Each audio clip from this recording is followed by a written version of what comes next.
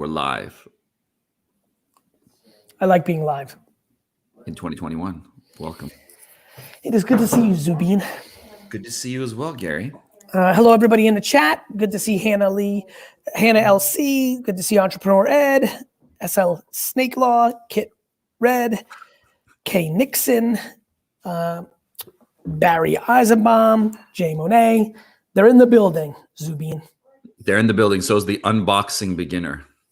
What's cooking? A whole lot. Really excited to be back with Coffee and Commerce with Gary. What we're going to do today, we've got a number of people we're going to have live with us shortly. But before we go live with them, a couple of recent trends that I want to get Gary's input on and thoughts. One that he's been predicting for quite a bit of time that I think, like many other things that he predicts, is actually coming to fruition now. So I'm excited to hear what he has to say on that. But let's start with the first one. So e-commerce has evolved a tremendous amount over the last 9 months. It's almost like when the internet was a fad and people were like, oh, the internet, maybe this thing will kick on. Same thing with e-commerce. And now it's real and now it's just exploding. So with that, one of the things that I thought was really interesting, baby boomers. So consumer 65 and older are now the fastest growing group of online buyers, spending 49% more on the web in 2020 than they did before. What's more, the frequency of their purchases have jumped 40%. And on average, they spent $1,600 from January through October. What say you about this new segment, Gary V? The internet is undefeated. And much like what you saw on Wall Street this week and everything else that's going on, how did anybody not think at a mature state that the consumer that has the most money and the most rationale for convenience would not be the ones that would have their day? I remember when we transitioned from beepers to Blackberries and from Blackberries to this, and every time I said, you're gonna go from that beeper to Blackberry, and everybody 50 years old said no, and then they did. And then when this came out, I bought it the day it came out, and I said, you're gonna all go to this. And they said, no, I don't feel the buttons, I can't type. I'm like, you don't understand what a platform is. And that all happened. The reason I'm right a lot, Zubin, is I don't make a lot of predictions to begin with. And I only do them when I'm 100% sure, because I'm not interested in somebody making a clip where I'm completely wrong. Like, who wants to be wrong? Yeah. So I am, what do I say? I say that it is inevitable. Steve, great call. I love the things here. By the way, so somebody said, what is this? Team, this is Coffee and Commerce. Zubin here is my partner. I bought his business. He's running something called VaynerCommerce, VaynerCommerce.com. If you have commerce needs, we go on the internet occasionally. We shoot the shit. We have guests. We have some today. We just talk about the e-commerce space because we love it. I've been in it forever. He's been in it forever. And right now we're talking about the growth of the mature stat. And to me, that's exciting because they also live on Facebook, which is the best ad product for CAC and LTV if you know what you're doing with creative and media together. And so it makes all the sense in the world, and it's a incredible business opportunity. Yeah, absolutely. And I think that the other thing that brings to mind when we're talking about this segment is that there are a lot of companies whose products would be great for this segment, but they just haven't targeted them because they think that, oh, these people aren't online buying. But they absolutely are. And I think that it's further indication of exactly what you're talking about right now, to have creative landing pages, retention, everything really personalized per segment. And I think that's huge, right, for that audience. Next thing, you've been talking about this for some time. I think maybe the first video I saw of you, you talked about voice commerce and you talked about Amazon and all this other stuff, Echo. Here's what's fucking crazy. OCC Strategy indicated recently that 3 years ago, the amount of e-commerce occurring over smart speakers, such as those like the Google Home and the Amazon Alexa, totaled $2 billion 3 years ago in the US. Over the next 12 months, that figure is going to hit $40 billion in online sales through voice. I don't get excited about reports because I think reports can do anything they want, but it's going to happen because humans don't like friction. And hey, Alexa, send me sushi versus me going to my Seamless is a lot faster. The end. Thus, it will happen. And with it happening, like when we're talking about brands, right? What's one or two things you think the brand should be taking into consideration as it relates to this? Like, what can they do to make sure that their Ooh, products are? Jason Hirschhorn is in here. One of my favorite personalities of internet culture ever.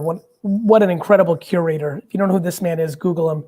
I'm a big fan of some of the things he's done through the years on email and links and blogging, and real OG guy, good thinker. What did you say?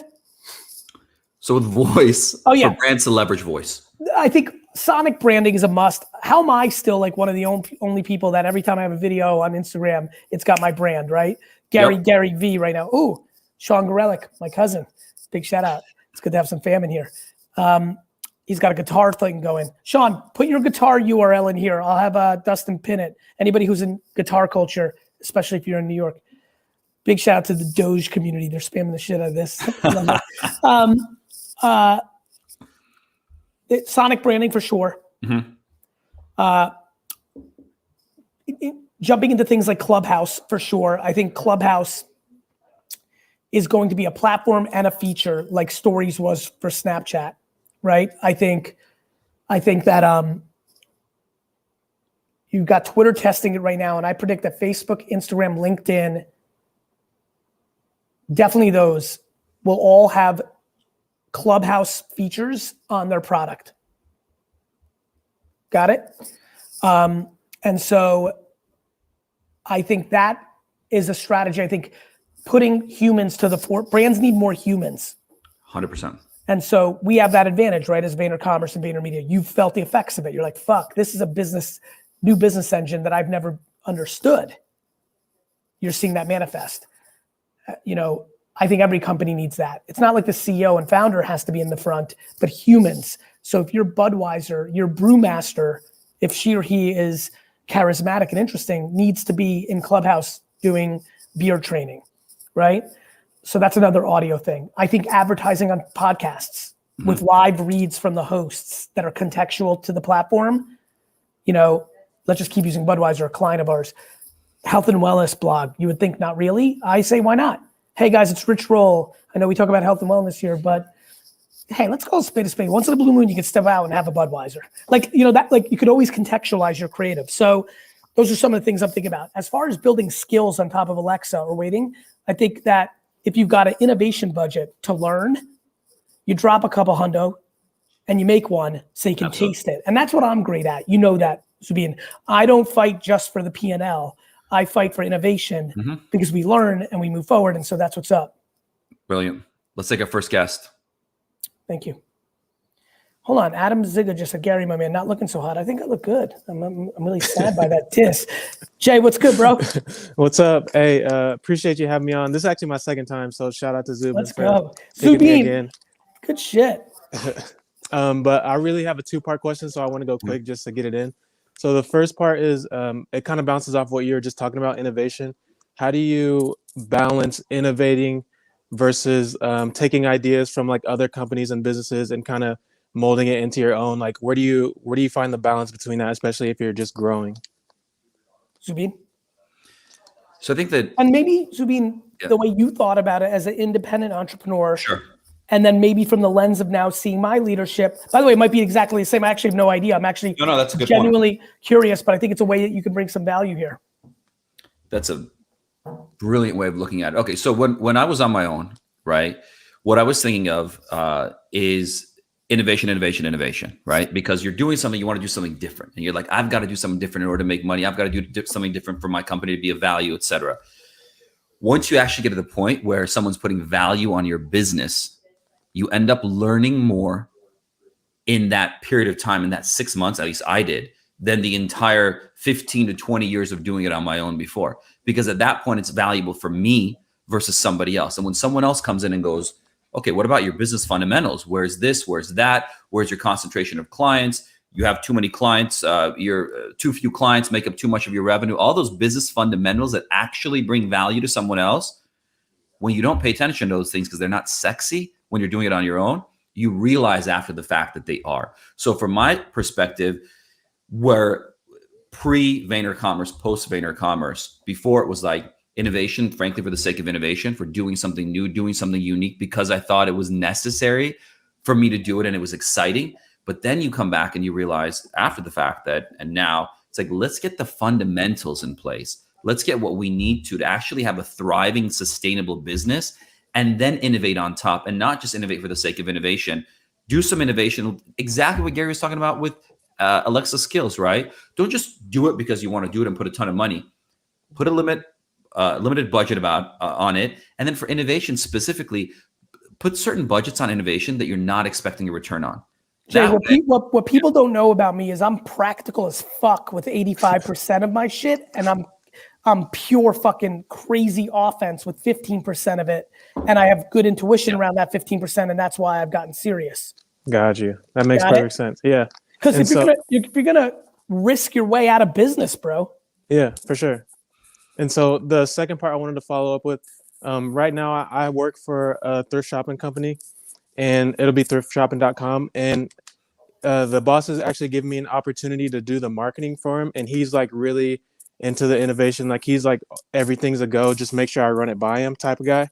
Mm-hmm. And so what can I do? And my time's limited within that for the moment, but I have a chance to prove myself. So what does success look like is the first question you got to ask yourself. Yeah. And so I want to know, what can I do? Like what should be my top maybe 2 or 3 priorities, since my time is so limited with it? You didn't answer the question. Wait, what's up? What's success look like to this guy who's deciding your fate? He wants to see, like, he wants to for sure get a return on the money, but then he also wants to expand the brand and just get more awareness, because I did you gotta ask him with 100. What's this person's name? Patrick. So Patrick, I got $1. How much do you want me to spend on marketing to show you that you got sales? And how much do you want me to spend to build up the brand that leads to bigger sales later? He might come back and say 80-20, 50-50, 0, 100. I don't give a shit. But the fact that you don't know that makes you vulnerable. Got it? You. Yeah, because so I felt the same way. Yeah. Got it? So you go right at it. Pat! Okay. I need this from you. After that, you got to look self-awareness. What Zubin will tell you behind my back is Gary crushes sales and brand. So you might not. And it took, like everyone's different. So do you know how to sell shit on the internet? Like, do you know how to take $800 and run Facebook and Instagram ads for a thrift shop to have people come in? But you may not, and it's okay if you don't. Yeah. This is about self-awareness. So that after you know how Pat wants you to spend money, the brand part is subjective. So you need comments, engagement, virality. You can massage that shit. Yeah. The sales part. I can't. Yeah. And what I know is a lot of Gary Vee understudies, they can't sell shit for shit. Yeah. For sure. They forget that I blew up every business I was in with sales.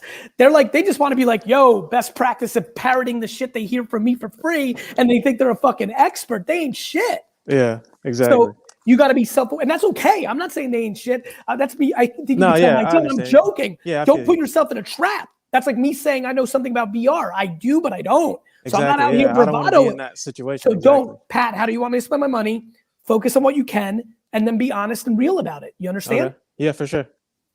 And then whatever you can't do, figure it out. And then there's, tactics, and learn and try and test and don't overpromise, and, underpromise, over-deliver. Be like, Pat, I'm not sure I can make this sales happen. And then boom, somebody came in and bought a weird sofa and you're like, yo, I'm a champion. You go that route. Got you. Okay. I appreciate that. That helps a lot. I'm happy to help. Nice. And thanks for having me on. Sweet. Who we got next? Martin. Hey, Zubin. Hey, Gary. Martin, it's great to interact with you on social all the time. It's great to see you in real life. Good to see you, man. Good to see you both. Yeah, I'll just give a quick bit of context and I'll set up the question. So I'm working at this kind of intersection of disability, social content, and entrepreneurship. The disability part is a full-time wheelchair user, have like care assistants to help me with my daily living, and I guess just general life experiences. I want to make the world more inclusive and more accessible. That's like the mission side, right?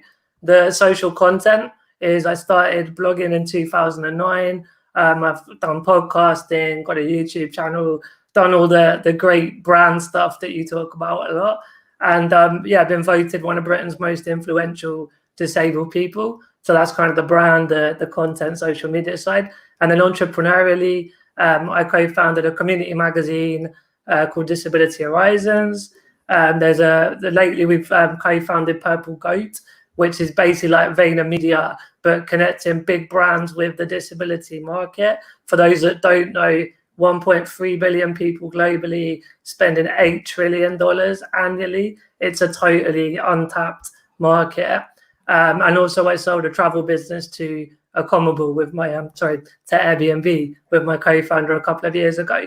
So coming to the question around commerce, the community magazine Disability Horizons, we got about a year ago into product and, kind of feeling our way, a bit novice at it.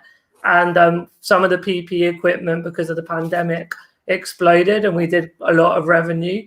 But we're trying to get way more strategic and tactical about the right products for the right part of the disability audience. So my question comes back to Facebook advertising.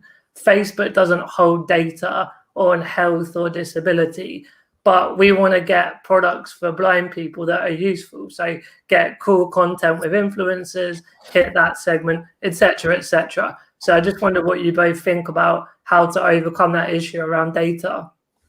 Well, data doesn't exist in a lot of places, and content and common sense take over when you don't have the ability to go data. Everyone's going to have this problem with iOS 14, right? Or at least anybody who's trying to reach somebody on an iPhone, which is a hell of a lot of people. I think that what you have to do is create ecosystems of creative and then distribute them in contextual places. We may go back, Marty, to a place where you're marketing inside Facebook message groups and you're paying, like you get to go to hand-to-hand combat, right? You go to blogs, you go to YouTube channels that are speaking to the community. You go to almost like television, like DNA, where you're going there. And so, I think you can't change what doesn't exist. If you, it's like the cannabis friends I have, right? They're like, Gary, I'm in that industry, investor in a lot of things. We can't target, we can't even run ads. I'm like, yes. And I couldn't ship alcohol to 40 of the 50 states when I started winelibrary.com. You've got to live in the realities of it.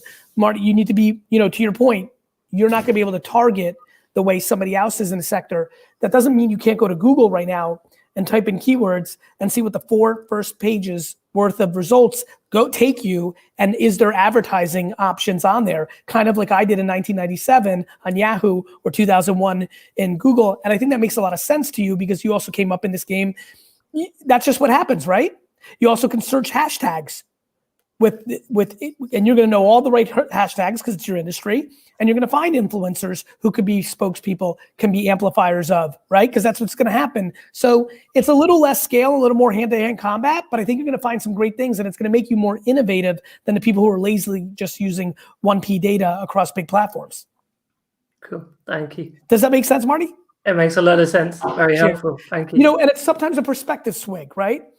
I think it's the opportunity because it's going to challenge you to be more creative. Yeah. Because I think a lot of people right now are losing because they're lazy because Facebook and Instagram are so easy, but it's actually their slow death because they don't realize they become one-dimensional and those marketplaces change. Yeah, how about kind of email lists and custom Facebook data? Of course, there's always there's always custom data you can buy that you can overlayer, so there'll always be things like that as well. Awesome, thank you. What I think, Martin, the other thing to consider is what you have, which a lot of brands don't, is a ton of content because you started as a publication first. I mean, so many of the brands that we talk to now, especially ones that are selling commoditized products, drop shipping, et cetera, they need to now build that whole layer of lifestyle content, et cetera, make it meaningful. You've got that side of the business in place. So it's really about leaning into that and almost getting a significant portion of your audience to come in through that funnel and then drive them to the shop experience, because I think that they want to consume that type of content. So bring them in through there. Yeah, agreed. Brilliant. Thank you both so much. Nice to see you. Take care. Raj. Hello, Zubin. Hi, Gary. How's it going for you? Right. Very well, Raj. Great to see you. Okay, so I might be a bit nervous because hell, I'm half asleep. It's 3 a.m. here. Wow, thank you for being here. Well, it's great to see you. Fire away. How can we help? So I've been involved in drop shipping since last 6 months, and people are saying that drop shipping is dead. Is that true? Like, no, I've got a great fucking mentor. He's very supportive. He's very talented. But then people around here, they're saying that drop shipping is dead. You're too late for drop shipping. I mean, No, they're wrong. okay. So you've got any tips? Or Thanks for waking up at 3 a.m. for that. Raj, by the way, I think it was worth it. If you get affirmation, like, you know, obviously Raj is in a young part of his career where he's actually listening to other people's opinions. So I'm gonna make a bet and say that it's highly likely that the people's opinions he's listening to who are saying drop shipping is dead have not been as successful as me. I mean, there's trillions that are more successful than me, but I'm taking a guess here, have not had more successful business careers than me so far. And ironically, a very simple answer of no, it is not dead might be the affirmation he needs to shut that noise out and focus. Raj, the reason it's not dead is most things don't die. It's hard for things to die. Social media, to break through on social media today is harder than it was on YouTube when I did it. It's harder to break out on Clubhouse today than it was even 7 months ago. There is always a supply and demand issue of things in society. You understand? So Okay, yep. 9 years ago, 14 years ago, shit, fucking 15 years ago, when I was hacking with some drop shipping, I could have told the people that think they're OG drop shippers to you, that they've been doing it for 5 years and they said you're too late. I could make fun of them and say they were 10 years too late from when I did it. Timing on something that works is not the variable, it's your talent. See, what happens is when you're not as talented, but you're good at finding things early on, it doesn't take as much talent because you have so much more arbitrage. Later, as more people do something, it's harder. It requires more talent. So that's the difference. It's not dead. It is more challenging and it's more predicated on your skill set. Okay. Got it? So there was a lot of people that looked like social media experts in 2007 on Twitter. A lot of them are gone now because it got harder. More people had opinions, more platforms popped up. But I wasn't scared in 2007, and I'm not scared in 2021, because 2031, I'm gonna be the best in the game. Raj, another quick take with drop shipping specifically. So I think one of the things that we've observed with drop shippers that do it really well, back to exactly what Gary was saying, it's about the effort you put into it and value. Like, what value are you driving for your consumer? If you're just going to list something and with basically the information that comes from a manufacturer and try to sell it, you can do that. But what level of success are you going to have? What kind of brand can you build versus actually adding in contextual information, adding in lifestyle filtering? Like, let's say you're in some commoditized industry and people come and buy stuff. What additional value can you add? What additional information can you add beyond what the manufacturer provides you? Can you take your own photos, your own videos, add your own take on it so that when somebody comes to your site, you're helping them make that purchase decision for that commoditized product? It's stuff like that. So to Gary's point, it's about talent, putting effort out there and doing it. Is it dead? No. Do you have to put a lot more effort now than you did 5 years ago? Yes, but that's the case because consumers want more and people give them more. And so you've got to just make sure that you're doing more than what someone did 5 years ago and giving that consumer value. Talent matters, Raj. So I'm not so much experienced in dropshipping. I just learned it 6 months ago, I guess. My mentor is fucking awesome. I mean, he handles me pretty well. And I've been doing this baby store. Baby I'm sorry to interrupt you, Raj. Even if you don't make a lot of money in it, you're learning skills. Yeah. You've already won. You've already won. I see 20-year-olds. Yeah, I see other 21-year-olds. They are just partying and all that. Stop with that. The second you look at somebody else, you're already vulnerable. I don't know what you were about to say, good or bad, if you were going to shit on the 21-year-olds or talk about 21-year-olds that are flexing. The second you started that combo, it was over. Not good. I see other 21-year-olds is the worst way for any 21-year-old to ever start a fucking sentence. Okay. All right. And by the way, for everybody watching, you can add 34, 39, 67. It's not good. It leads to nothing good. Good. I love you, Raj. Thanks for joining us, Raj. Thank you so much. See you. Let's sneak one more in before I bounce this next meeting. Let's do it. Oh, let's go. That just put me in a great mood.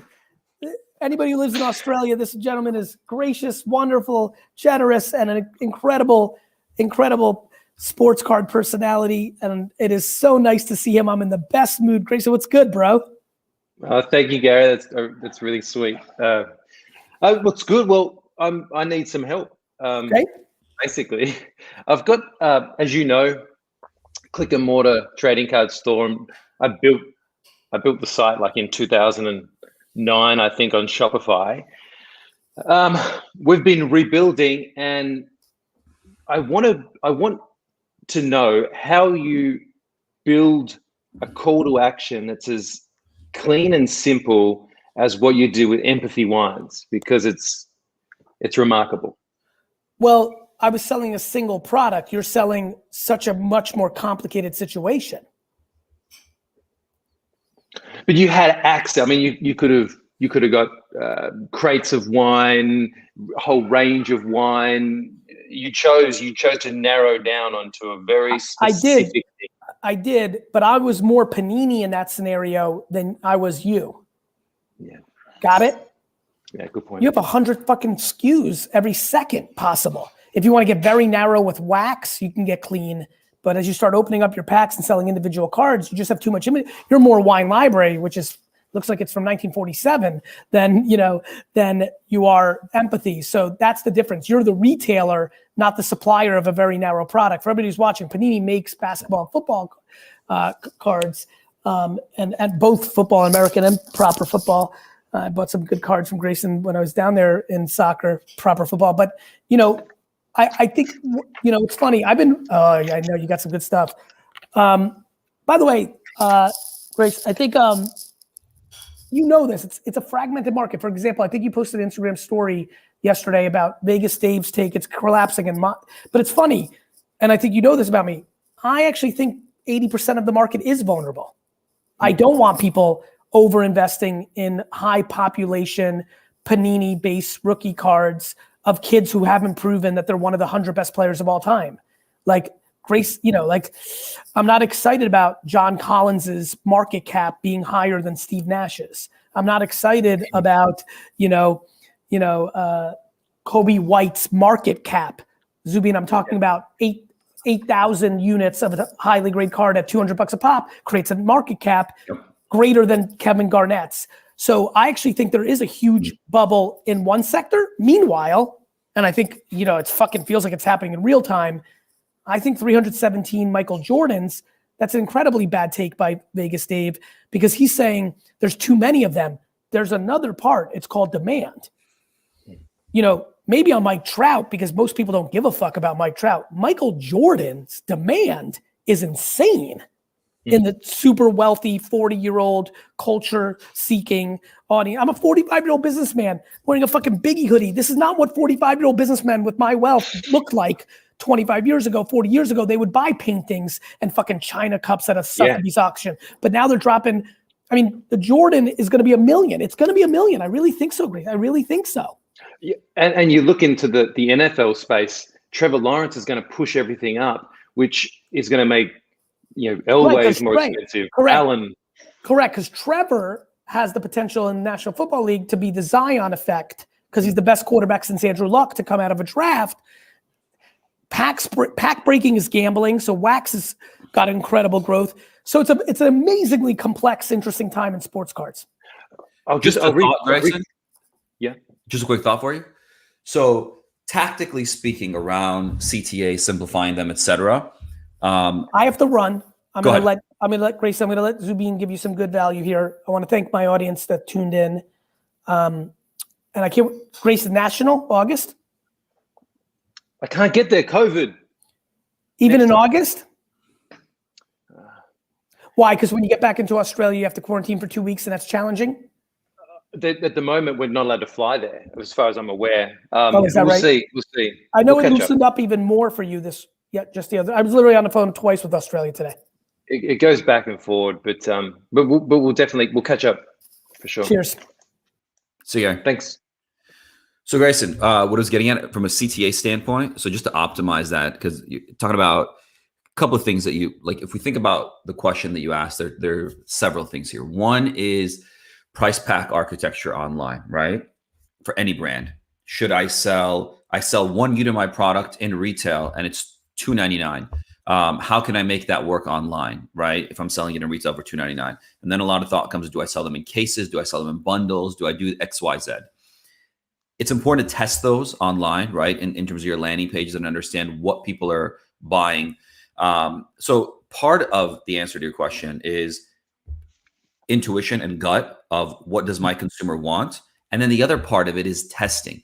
So the biggest mistake that I think brands make is they run their media, their emails, everything in their homepage. In a case like Empathy, it works as a very basic experience, and the homepage is essentially the product detail page. But for many brands, you got to actually drive them down further in the funnel.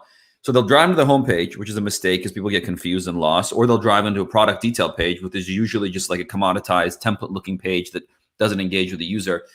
Highly recommend building landing pages. Use a basic tool, build these landing pages, test them out, and test landing pages that have different products on them, different experiences. Like we were talking to a client the other day, one kind of simple method to do that is you make one landing page template, and then you put it in, say, a Google Optimize for A/B split testing. And then you just have one product pod there, and that product pod has a product ID.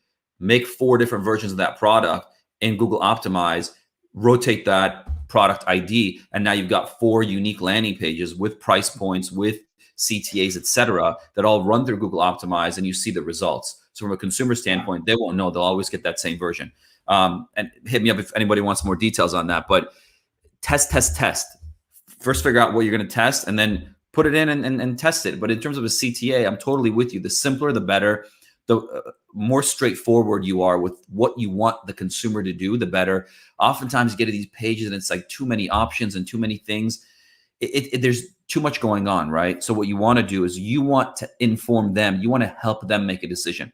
Maybe their decision is going to be to leave and go somewhere else and buy, but that's much better than them coming to your page and you spending a ton of money on these people continually to come in and just add to cart and bounce, or not add to cart at all. So I think it's really important to kind of summarize it. Go with your gut intuition of like 2 or 3 different pack sizes, experiences, etc. Put them on your site, test them. Don't drive traffic to your homepage or product detail page unless you're doing super high level prospecting and your homepage is amazing and you want to drive people there. Drive them into an intent, and an intent that a deliberate intention that you want them to take. Thank you, Zubin. That's brilliant. I appreciate it, and I think that's going to go a long way to help us to upgrade, to level up our site. So thanks. Amazing. Glad to help. Have a good day, man. You as well. So everyone, thank you so much for joining again. Really excited to be back with Coffee and Commerce in 2021. We've got a ton of guests lined up for pretty much the entire year. So you'll be seeing more of us. And as Dustin mentioned, if you want to join us for a future episode, make sure to tweet at me as well as Vayner Commerce, and we'll get you on. Thank you, and have a wonderful weekend.